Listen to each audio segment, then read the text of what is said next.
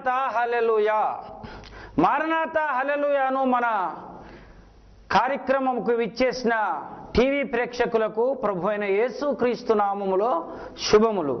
దైవ ప్రియులారా, ఈ నిమిషం వరకు దేవుడు మనందరినీ కాచి కాపాడినందుకు మనం దేవునికి స్తోత్రాలు చెల్లించుదాము. దేవుని మహిమ కలుగును గాక. చాలా సంతోషము. ఈ విధంగా మిమ్మల్ని అందరినీ ఈ టీవీ కార్యక్రమం ద్వారా దర్శించడం బట్టి మేము ఎంతో సంతోషిస్తున్నాము. ప్రభు మిమ్మల్ని దీవించును గాక. మరియు ఈ సమయంలో దేవుని వాక్యము ధ్యానము నిమిత్తమై పరిశుద్ధాత్మ దేవుని యొక్క నడిపింపు ప్రకారముగా పరిశుద్ధ గ్రంథములో నుండి ఆమోసు గ్రంథము 5వ అధ్యాయము 18 వచనం నుండి చదువుకుందాం. యెహోవా దినము రావాలెనని ఆశ పెట్టుకొని ఉన్న వారలారా మీకు శ్రమ. యెహోవా దినము రావాలెనని ఆశ పెట్టుకొని ఉన్న వారలారా మీకు శ్రమ. యెహోవా దినము వచ్చుట వలన మీకు ప్రయోజనమేమి? ఎందుకనగా యెహోవా దినము వచ్చుట వలన మీకు ప్రయోజనము ఏమి? అది వెలుగు కాదు, అది వెలుగు కాదు, అంధకారము. సింహము యొద్ద నుండి తప్పించుకొని ఒకడు సింహము యొద్ద నుండి తప్పించుకొనగా ఎలుగుబంటి ఎదురైనట్లు వాడి ఇంటిలోనికి పోయి గోడ మీద చేయి వేయగా వాని కరిచినట్లు ఆ దినముండును. వాడు ఇంటిలోనికి వెళ్ళిపోయి గోడ మీద చెయ్యి వేయగా పాము వాడిని కరిచినట్లు ఆ దినముండును. దేవునికి స్తోత్రం. హల్లెలూయా. ప్రియమైన బిడ్డలారా, ఒకసారి ఆలోచించండి. యెహోవా దినము రావాలేనని ఆశ పెట్టుకొని ఉన్నవారులారా మీకు శ్రమ. అది వెలుగు కాదు కానీ అంధకారము, చీకటి అయి ఉన్నదని ఇక్కడ దేవుని ఆత్మ అభిషేకములో మనము ఆమోసు ప్రవక్త ఆ ఆత్మావేశముతో మాట్లాడిన మాటలై ఉన్నది. ఇక్కడ మనం ధ్యానించవలసిన విషయం ఏంటంటే, ఒక దినము వచ్చుచున్నది. అదేమి దినం అనగా యెహోవా దినము. యెహోవా దినం అనగా అది వెలుగు కాదు కానీ అంధకారము. అంధకారం అంటే చీకటి.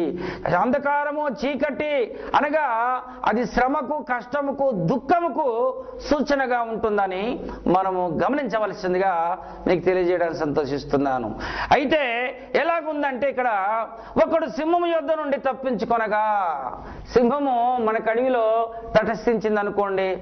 సడన్లీగా తటస్థించినప్పుడు సింహమును చూసి భయపడి అది గర్జించినప్పుడు అయ్యో భయపడి నేను చనిపోతాననుకొని ఎలాగైతేనేమి సింహం దృష్టిలో నుంచి తప్పించుకొని ఇంకా ముందుకు పరిగెత్తుకొని రాగా దమ్ము వచ్చేసి ఒక చోట చెట్టును పట్టుకొని అలాగ దమ్ము పీల్చుకొని చుండగా ఆ చెట్టు దగ్గర ఒక పొద ఉంది అనుకోండి. ఆ పొదలో అర్రమని ఎలుగుబంటి బయటికి వచ్చింది. అయ్యి బాబాయ్, సింహం నోటి నుండి తప్పించుకొని రాగా ఎలుగుబంటి ఎదురయ్యింది. అయ్యో, ఎలుగుబంటి నుండి నేను ఎలాగ తప్పించుకోవాలని భయపడి బాధపడి దేవుని తలుచుకొని అక్కడి నుంచి కూడా చిన్నగా తప్పించుకొని పరిగెత్తుకొని ఇంటికి వచ్చాడంట. ఒకడు ఇంటికి వచ్చి సింహం నోట నుండి ఎలుగుబంటి నోటి నుండి ఇక్కడ తప్పించుకొని వచ్చాను, ఇక నాకేం భయం లేదు, నా సొంత ఇల్లు కదా అని అలా గోడ మీద చెయ్యేసి దమ్ము పిలుచుకొని అలసట తీర్చుకొనిచుండగా అక్కడనే భయంకరమైన ఒక పాము, సర్పం వచ్చి వాడిని కాటు వేసినట్టుంది. గమనించండి, ఆలోచించండి. ఇది ఏమిటి అనగా మనం ఆలోచించినట్లయితే దేవునికి స్తోత్రము, అది వెలుగు కాదు కానీ అంధకారమై ఉన్నది. మీరు ఆలోచించండి. ఆ రోమీలకు రాసిన పత్రిక 8వ అధ్యాయము 1వ వచనంలో అంటాడు, కాగా క్రీస్తేసునందున్న వారికి ఏ శిక్ష విధియు లేదు. క్రీస్తేసునందున్న వారికి ఏ శిక్ష విధియు లేదు. అయితే ఈరోజు మన ధ్యానాంశం ఏంటనగా, క్రీస్తు యేసునందున్న వారికి ఏ శిక్ష విధియు లేదు.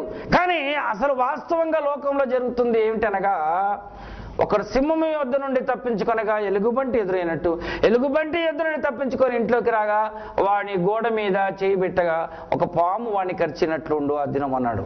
ఏ దినము? ఆ దినము. గమనించండి, మనము ఆత్మీకంగా దీన్ని పరిశీలించి ఆలోచించినట్లయితే ప్రస్తుతము మన దేశ పరిస్థితి, మన జీవితం పరిస్థితి ఎలాగుందంటే, ప్రపంచమంతా కూడా కాచుకొని ఉన్నారు బాంబ్స్ పెట్టుకొని. చూసారా, ఒకరి దేశం మీద ఒకరు బాంబ్స్ వేసుకొని అన్ని దేశాలు మీద బాంబ్స్ సెట్ చేసి పెట్టుకున్నారు. ఆ దేశం పేరు మీద బాంబు ఆన్ చేస్తే ఆ దేశం బూడిద అయిపోతుంది, పేలిపోతుంది, కాలిపోతుంది. గమనించండి, ప్రపంచం ఒక బటను ఆన్ చేస్తే ఈ 18 నిమిషాలలో ఈ దేశము బూడిదైపోతుంది. ఒక దేశం కాదు, క్షమించాలి, ప్రపంచమంతా కూడా బూడిదైపోతుంది 18 సెకండ్లని మనం చూసాం. గమనించి ఆలోచించండి మీరు ఒకసారి. ఇక్కడ సింహం అంటే సింహం కాదు, కానీ సింహం లాంటి ఒక దేశము ఒకప్పుడు ఒక రోజు ప్రపంచ ప్రజలందరినీ కూడా ఏలుటకు వాడు సింహంలాగా వస్తాడు. అక్కడ నుంచి తప్పించుకుంటే మరొక దేశం ఎలుగుబంటి లాంటి దేశము, అది కూడా మనల్ని మృంగడానికి వచ్చినప్పుడు అక్కడి నుంచి కూడా తప్పించుకుని వస్తే మనం ఇంటిలోనికి వచ్చేస్తే గోడ మీద చెయ్యి వేసినప్పుడు పాము మనల్ని కరిచినట్టున్నది. అనగా మన స్వదేశీయులే, మన దేశస్తులే మనల్ని, మన వారే, మన సొంత వాళ్లే మనల్ని కరిచి చంపేసే స్థితి రాబోతున్నదని గమనించాలి. కానీ ఒకసారి గమనించండి, ఆలోచించండి, క్రీస్తేసునందున్న వారికి ఏ శిక్ష విధియు లేదు. ఆలోచించండి. ఇక్కడ యెహోవా దినం రావాలని ఆశ పెట్టుకునే ఉన్నవారులారా, అది మీకు వెలుగు కాదు కానీ భయంకరమైన చీకటి అయి ఉన్నది. అనగా అది ఎవరికి చీకటి? క్రీస్తేసునందు లేని వారికి అది చీకటి తీర్పు అయి ఉన్నది. లోకం మీదకి రాబోయే ఉగ్రత, శ్రమలు, కష్టాలు, ప్రమాదం. అయితే క్రీస్తేసునందున్న వారికి ఏ శిక్ష విధియో లేదని మనము గమనించవలసిందిగా కోరుచున్నాను. అలాగే చూసినట్లయితే అపోస్తల కార్యములు 2వ అధ్యాయము 20వ వచనం. ప్రభు ప్రత్యక్షమగు ఆ మహాదినము రాకముందు సూర్యుడు చీకటిగాను చంద్రుడు రక్తముగాను మారుదును. మీకు తెలుసో తెలియదో కానీ ఒక మాట మీకు అవసరం కనుక చెప్తున్నాను. గత 1993వ సంవత్సరము నా దగ్గర పేపర్ ఉంది, ఇంగ్లీష్లో తెలుగులో. అదేంటనగా moon turning into the blood. చంద్రుడు రక్తవర్ణముగా మారిపోయి ఉన్నాడు అని చంద్రమండలం వెళ్ళిపోయి, చంద్రలోకం వెళ్ళిపోయి అక్కడ పెద్ద నది వలె చంద్రమండలంలో ప్రవహిస్తున్న ఆ రక్తమును చూసి సైంటిస్టులు చక్కగా ఆ వార్త తీసుకొచ్చి భూలోకంలో చెప్పారు. గమనించండి, ఆల్రెడీ ఆ చంద్రుడు రక్తం వర్ణంగా మారాడు.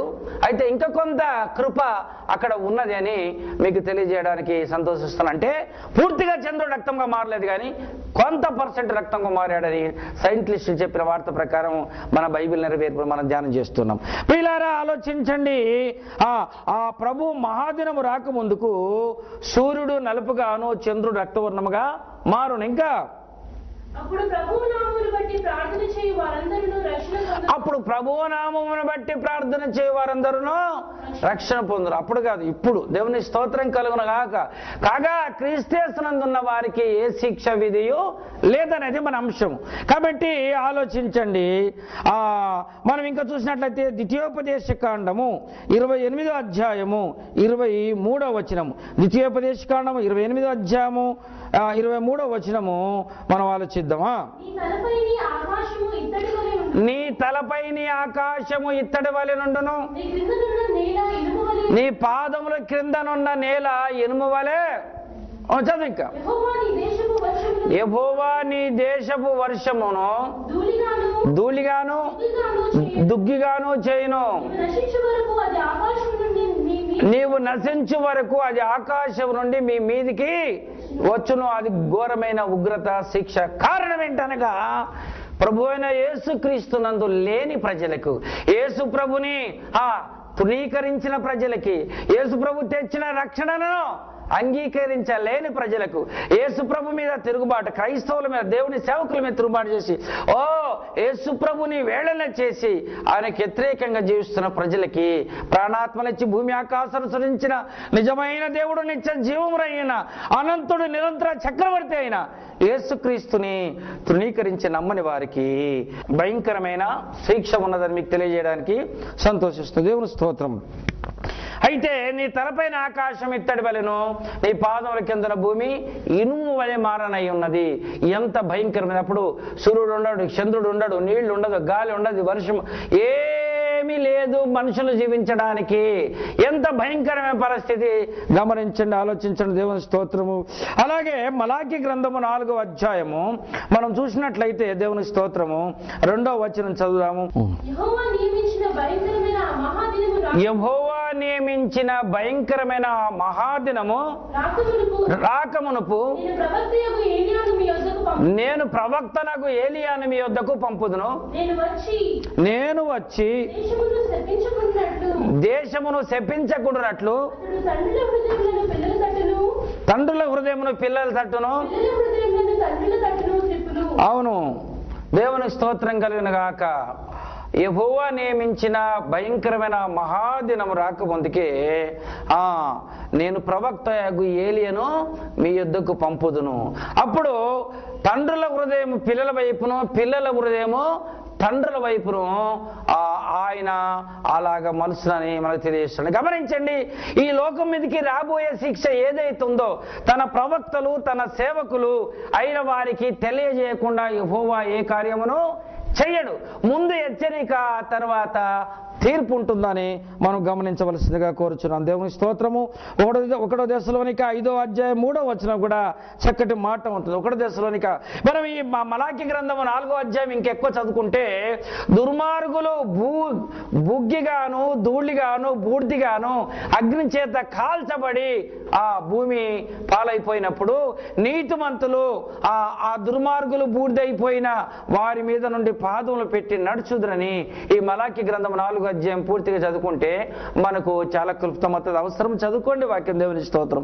అవసరం వాక్యం శ్రద్ధగా చదవలసిన అవసరం ఉన్నది. ఇక చూడండి, దశలోనికి రాసిన పత్రిక 5వ అధ్యాయము 3వ వచనం. లోకలు నెమ్మదిగా ఉన్నది, భయమేమీ లేదని చెప్పుకొనుచుండగా గర్భిణీ స్త్రీకి ప్రసవ వేదన వచ్చినట్లు వారికి ఆకస్మికముగా నాశనము తటస్థించును గనక వారెంత మాత్రమును తప్పించుకొనరు. దేవుని స్తోత్రం కలుగున గాక. హల్లెలూయా. చూడండి, ముందు ఎంతగానో యేసుప్రభు సువార్థికులు, సేవకులు, సంఘములు, చర్చిలు ప్రేమ ప్రార్థన ద్వారా రక్షణ పొందండి అయ్యా, దేవుని మహా ఉగ్రత రాబోతుంది. ఇదిగో ఇప్పటి వరకు గతంలో ఆ నోహోవా జలప్రళయం కాలములో నీళ్ల చేత లోకం సృష్టి నాశనం చేయబడింది. కానీ ఇప్పుడు తిరిగి ఈసారి అగ్ని చేత ఈ దేశము ప్రపంచము కాలిపోయి బూడిది కాబోయి నాశనం కాబోతుంది. కాబట్టి మీరు ఆ ఘోరమైన రాబోయే ఉగ్రతల శిక్ష నుండి తప్పించుకోండి బాబు. అయ్యలారా, నిజమైన దేవుడు నిత్య జీవమునై ఉన్న యేసుక్రీస్తును నమ్ముకోండి, మీరు రక్షణ పొందండి అని ప్రవక్తలు, సేవకులు, సువార్థికులు, సంఘములు, పాస్టర్లు అనేక చోట్ల ప్రపంచమంతా ప్రకటించినను వారెవరు కూడా దాన్ని అంగీకరించక తృణీకరించి ఉన్నారు. అయితే దేవునికి స్తోత్రం, వాళ్ళకి భయంకరంగా ఏం జరుగుతుంది? గర్భిణీ స్త్రీలకు ప్రసవ వేదన పుట్టినట్లు ఆకస్మికంగా వారికి నాశనము తటస్థించిన గనక వారెంత మాత్రమోనో తప్పించుకున్నారు. సామెతలు 29వ అధ్యాయము 1వ వచనంలో ఒక మాట అంటాడు. ఏంటంటే, ఎన్నిసార్లు గద్దించినా విననొల్లని వాడు మరి తిరుగు లేకుండా హఠాత్తుగా నాశనమగును. ఎన్నిసార్లు చెప్పినా గమనించండి, ఆలోచించండి ప్రియమైన దేవుని బిడ్డలారా. అయితే ఇదే సమయంలో క్రీస్తునందున్న వారికి ఏ శిక్ష విధియు లేదని గమనించవలసిందిగా కోరుచున్నాం. దేవునికి స్తోత్రం కలుగును గాక. అలాగే రోమిలకు రాసిన పత్రిక 13వ అధ్యాయము 11వ వచనము మనం చదువుదామా.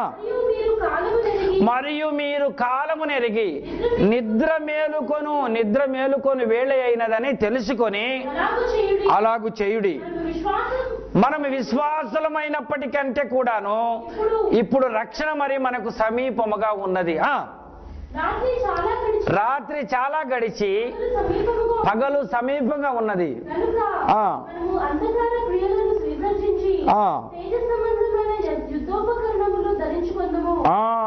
అంధకార క్రియలను విసర్జించి తేజ సంబంధమైన యుద్ధోపకరణములను ఇంకా చదువు. అల్లరితో కూడిన ఆటపాటలు మత్తైనను లేకయు కామ విలాసములైనను పోకిరి చేష్టలైనను కలహమైనను మత్సరమైనను లేకయు పగటియందు నడుచుకున్నట్లు మర్యాదగా నడుచుకుందాం. ఇంకా మెట్టుకు ప్రభువైన యేసుక్రీస్తుని ధరించుకొనిన వారై శరీరేచ్ఛలను నెరవేర్చుకొనుటకు శరీర విషయమై మీరు ఆలోచన చేసుకొనకుడి, గమనించుడి. దేవునికి స్తోత్రం కలుగుగాక. శరీరము ఆత్మకును, ఆత్మ శరీరముకును ఇవి రెండు ఒకదానికొకటి విరోధముగా అపేక్షించుచున్నాయి. మీకు కావాలంటే గలతీయులకు రాసిన పత్రిక 5వ అధ్యాయము 16వ వచనం తర్వాత మీరు చదువుకోండి. ఇవి ఒకదానికొకటి వ్యతిరేకంగా అపేక్షించుచున్నాయి కనుక శరీర ఇచ్చలను నెరవేర్చుకొనుటకు శరీర కోరికలను పక్కకు పెట్టేసి ఆత్మను బలపరుచుకొని ఆత్మ యొక్క కార్యములు నెరవేర్చుకొనుటకు మనం ముందుకు సాగాలని దేవుని వాక్యము తెలియజేస్తున్న. దేవునికి స్తోత్రం కలుగును గాక.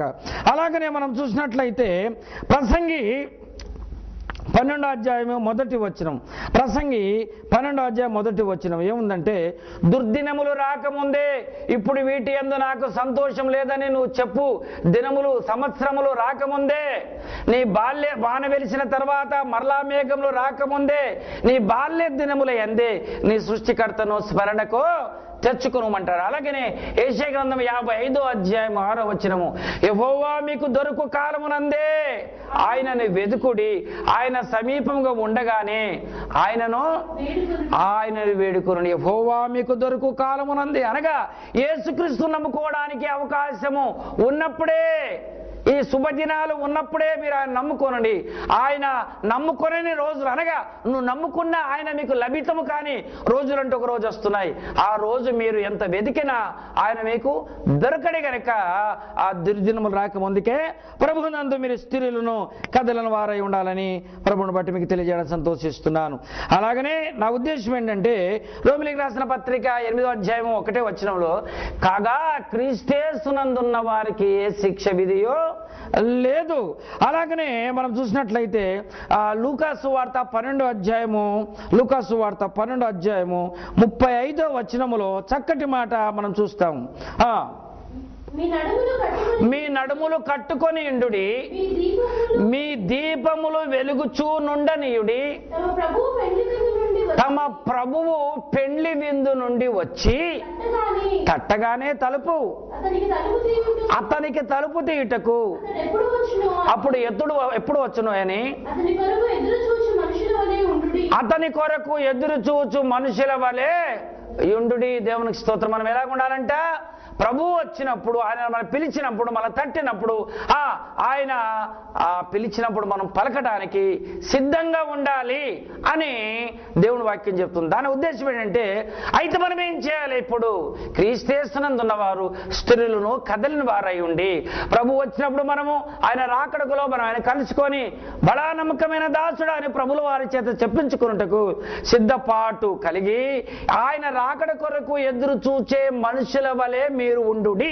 ఆయన దేవుడు ఉన్నాడు, ఒకరోజు మన లెక్క అడుగుతాడు, దానికి తీర్పు చెప్పాలని మీరు సిద్ధపడే మనుషుల వలె ఉండాలని మీకు తెలియజేయడానికి నేను సంతోషిస్తున్నాను. ప్రేమన దేవుని బిడ్డలారా, మీరు ఆలోచించండి. ఇదిగో కాగా క్రీస్తేస్తున్నందున్న వారికి ఏ శిక్ష విధియో లేదు. యెహోవా దినము రావాలనని ఆశ పెట్టుకొని ఉన్నవారులారా, మీకు శ్రమ అది వెలుగు కాదు కానీ అంధకారమై ఉన్నది. ఎవరికి? క్రీస్తు యేసునందు లేని ప్రజలకి, యేసు ప్రభు నమ్మని వారికి కులము, మతము, ప్రాంతము, సొసైటీ అని ఇవన్నీ అడ్డు పెట్టుకొని తమకు తామే మోసం చేసుకొని యేసు ప్రభుని అంగీకరించక, రక్షణ పొందక, యేసు ప్రభు నమ్ముకోలేక ఉన్న ప్రజలకి భయంకరమైన శిక్ష. అది మహాభయంకరమైన దినము. అది వెలుగు కాదు కానీ అంధకారము, చీకటి ఉన్నదని దేవుని వాక్యం చెప్తుంది. ప్రియులారా, నేను కూడా యేసు ప్రభుని నమ్మక ముందు భయంకరమైన హిందూ పూజారినై ఉన్నాను. ఎందుకంటే మా పితరులు ఏం చేయమంటే చేశాను. దేవుళ్ళందరి పటాలు తీసుకొచ్చి పెట్టి పూజలు చేసేవాడిని. నెమ్మది లేదు. మెడలో లింగము, కాషాయ వస్త్రాలు, రుద్రాక్ష భద్రాక్ష మాలలు ధరించి, పెద్ద పెద్ద జుట్టు, నుదుట విభూది కలిగి, వేదాలు, గ్రంథాలు, షట్శాస్త్రములు, చతుర్వేదములు, 18 పురాణములు, 96 తత్వాలు, సరస గిరిపద రథకథ కలచ కశకుశ వశస్య కశర మశర ప్రణవ శేజ శవ్య దూర్జటి మొదలగు అనేకమైన వేదాలు, గ్రంథాలు చదివి వాళ్ళు పూజలు చేసేటటువంటి వాడు. అయినను నాకు శాంతి, సమాధానం, నెమ్మది లేదు. శుక్లాంబరధర విష్ణు శశ్వరం చతుర్భుజం ప్రసన్నవదనం ఛాయే సర్వ విఘ్నోపశాంతహే అజ్ఞాన పద్మార్గం అనేక దంతం భక్తానాం ఏకదంతం